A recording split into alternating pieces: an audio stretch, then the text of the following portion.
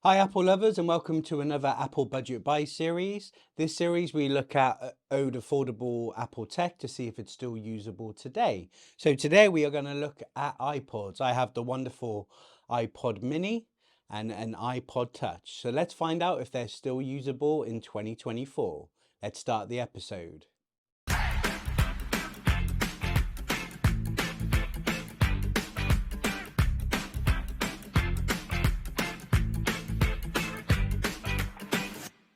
So let's start off by talking about the iPod mini. This was my first ever iPod. I actually believe this was my first ever Apple device. So before this, I had several starter MP3 players, and I actually won this on a Walker's Crisps competition they were running. For my viewers over the pond in the United States, that's the same company as Lay's now. Anyway, the iPod mini, absolutely classic. This is the 4 gig model. Um, what spurred me to make this video was my mum found this when she was having a clear out. It still works. Now, I have no idea how good the battery is and no way of testing that. However, it is working. And when I first booted it up, there was music on there, plugged my headphones on, this thing still works. I mean, look how it's beautiful and it's still sturdy and it still works today.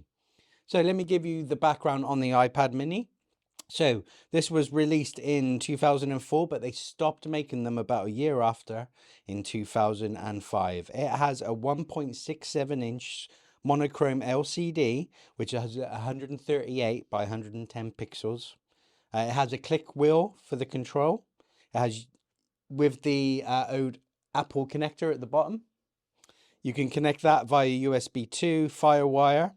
And the battery is a lithium ion battery. Now, price wise for this, averaging around about 25 to 50 pounds on eBay. That's buy it now price, of course. Do the auction thing and you should be able to get it cheaper. This is the 4 gig model. It's a lovely little device. Now, I faced some challenges when trying to get this working. So before I made this video, I would say, okay, is it actually usable today? And turns out it works. Okay. Now, I ran into some initial problems. So the capacity was full up. Okay, so all 4 gigs were being used with all the music that was on in there. I plugged it into my Mac Studio running Mac OS Sonoma. It didn't show up on the side, so whenever you plug a Apple device in, it will show up in Finder, and that's where you sync the content you want.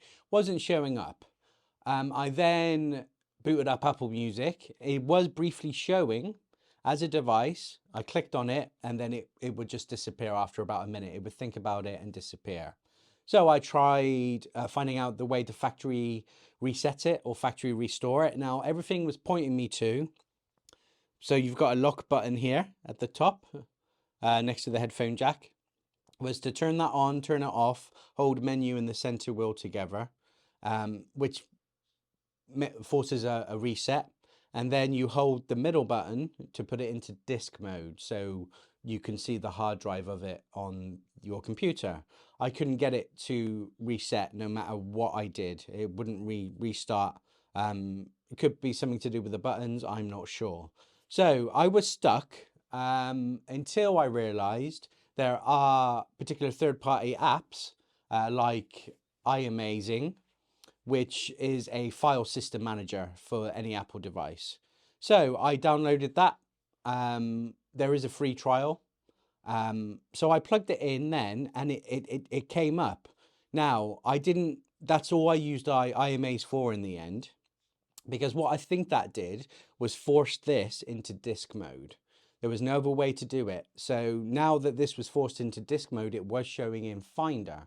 I could see it as a hard drive. I could see it as a device. So I wanted to factory restore it.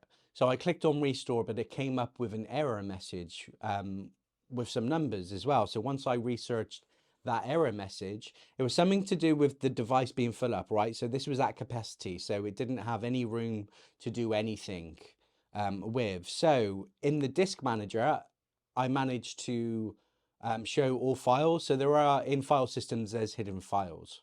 I managed to show those files and found where the storage was for the music files, and I managed to delete it. That way, the hard drive was now completely empty. Once that, it took a few plugs in and plugs out, but eventually it was registering that it was no longer at capacity at 4 gigs. I clicked restore. Again, that took a couple of attempts, but it did factory reset it back to its original state. So this was now showing as a device where I could sync. Now, you can sync music to this. It is doable. However, you cannot sync Apple Music to it. So all your library, everything that you listen to on Apple Music will not sync to this device. However, it will sync your manual file. Any music files that you have automatically downloaded yourself, you've manually done it, you can sync those. Now, I had some music files, so I'm actually a drummer as well, so I had some drum tracks I had done. I'd also had some WWE entrance music that I used for my son for his wrestling toys. Because I manually download and create those music files myself, including tagging them for the music information, those are the files it would let me sync. I sync them to this device and it's playing a treat. So, does this work in 2024? Yes, it does, as intended. So back in the day, you would plug this into iTunes, you would sync your library. That's exactly what I did today. But what has changed in 2024 is you cannot sync. So the library's changed, so you cannot sync Apple Music with it. So there are a bunch of videos on YouTube about how to download your own music files. You know, I'll leave that up to you guys. I'm certainly not going to get in trouble for telling you on here. What I would say is find a good music tagger application where you put the sound file in. You can tell it the track name, the artist name. You can add any detail about that track you want, including the album artwork. As long as that's, you want to make sure that's in place before you sync the file. So otherwise you're just going to see chaos when you go to choose your music. But as it is, I'd already tagged the music that I have as manual files. So I can easily select the song, the artist, and all of that. So in 2024, who is this device for? Anybody that has their own music library. So if you've got a manual music library, this device works, period. And like I said, I'm super impressed it's still alive. You know, all these years later. Fantastic. Absolutely made my day when I got it working. Am I going to use it? No, I use Apple Music. But it's a retro device. Now, any similar iPod like this, like your iPod Classic, all of those iPod Shuffles, it's the same in theory. And you shouldn't have any issues if it's already factory restored. The issue I had is because it was already set up and it was at capacity. So I just gave you a workaround then. But is this device useful in 2024 as an MP3 player? Yes, it is. So the other iPod that I want to look at today is the iPod Touch. And I have it's a very fetching pink color, but I've put it in a blue case. iPod Touch 6th generation. The reason I wanted to also look at this is my wife's, by the way. It's no longer in use, but we still have it. So, of course, I've gone through the iPod mini, but is there an iPod that you can use with Apple Music and all the ecosystem that we have today? So photos, calendars, Apple TV, all of that. Is there an iPod Touch today that will use more of what we used to with using our iPhone and iPods? And yes, this is the answer, the iPod Touch. So let me give you the history of this one. So the iPod Touch 6th generation was released in 2015. This goes up to 128 gigabytes. This one is actually the 8 gig model. Can't do a lot with 8 gig, that's not the point, it still works. The OS is 12.5.7, very similar. My son has an iPhone 5C. It's the same operating system as that pretty much. This was then discontinued in 2019. There's also a 7th generation that came out in 2019, and that went up to 256 gigs of storage, and that was discontinued in 2022, so not that long ago.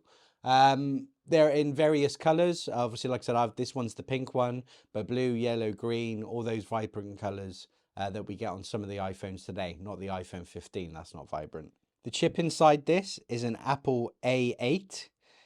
The CPU is 1.4 with a 64-bit dual core. It has 1 gig of RAM, and storage capacities were, actually this is the 16 gig, apologies. This is the 16 gigabyte. You can go 16, 32, 64, 128. The display is a 4-inch display, which is 1136 by 640 pixel resolution with 326 ppi. Beautiful. It has a lightning cable as well, so that's how it connects.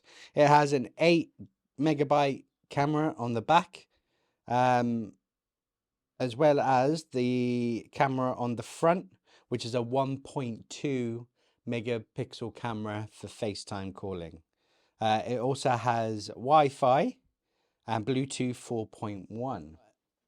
I didn't have to set it up in creation of this video, but it just sets up just like you would an iPhone. You sign into your Apple ID and so on and so forth. You can also plug it into your Mac as well to set it up. Now, as hopefully you can see on the screen there, it looks very similar. So you have apps on this. So you have FaceTime, calendars, photos, camera, all of those stock apps that you get when you first set up your iPhone, you get on this. Photos works. So your photo library in today's ecosystem, it works. It's slow, but it works. You have a camera. FaceTime does work on it as well. Apple Music works, so you don't even have to sync your library. You can if you want to, but you can just listen directly from there. It has the App Store. Apple TV works on there, so I was watching one of their new TV shows on it. Now, you're not going to sit there and watch a TV show on this size screen, but it works. In fact, the only thing that didn't work was the HomeKit application. They've changed the structure and in the background now, so that is the only stock app that wouldn't work on this. Now, is this usable today? Yes, it is. So recommendations for who is this for? You know, when kids become an age that they do want to start having a phone, this is almost a substitute iPhone because you can use FaceTime, you can do FaceTime audio calling.